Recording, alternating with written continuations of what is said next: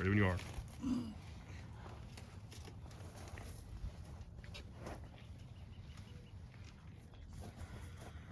Well, good morning, everybody, and thanks for getting together to remember a very special life of Stella Watkins, August the 29th of 1923. It's amazing. I believe that Stella lived longer than anybody I've ever known.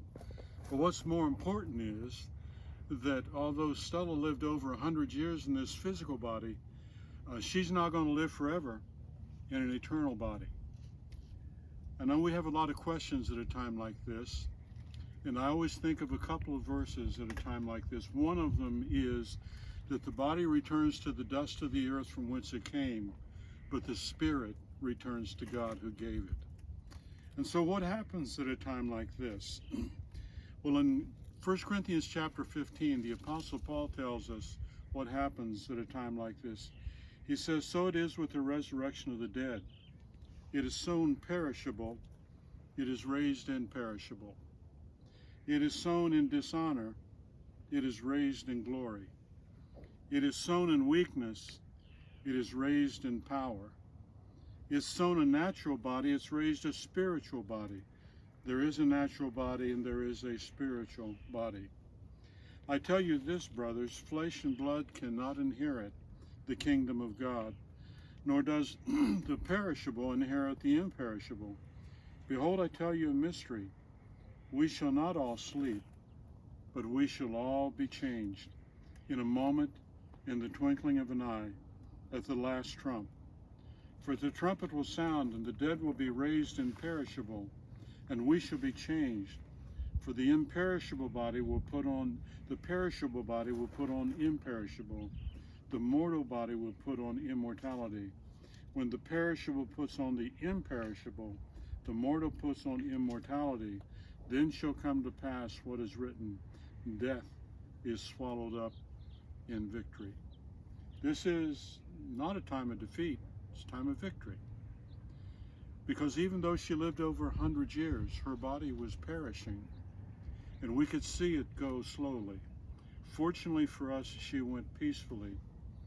But you know, there's an interesting statement in the Bible. I used to hear old timers sing, "Oh, come angel band, come and around me stand." I always thought that was kind of old-fashioned-y.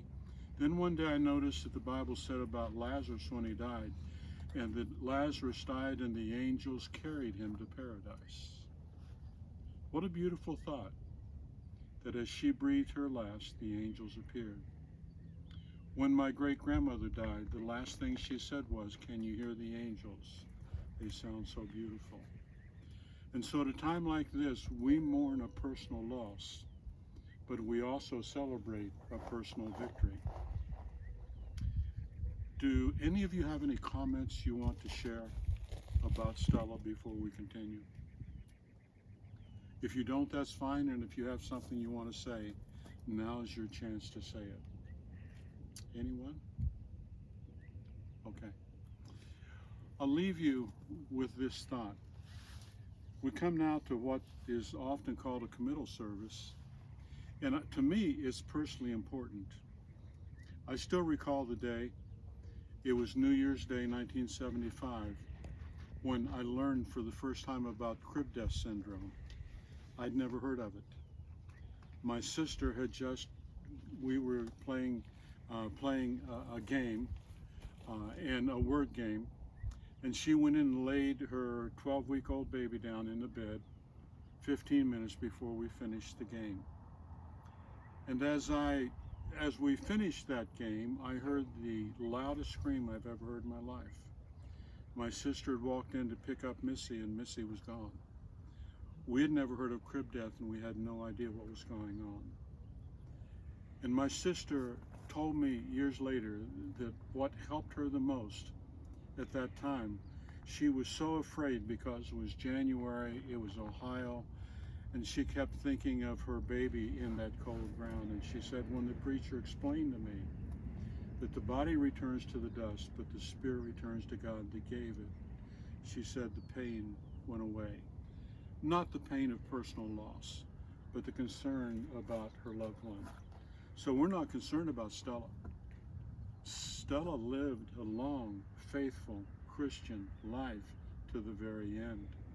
And the Bible says we know that we have eternal life.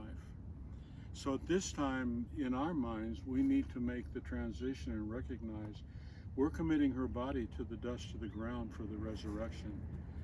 But we've committed her soul to an eternal, loving God who's already received her into glory.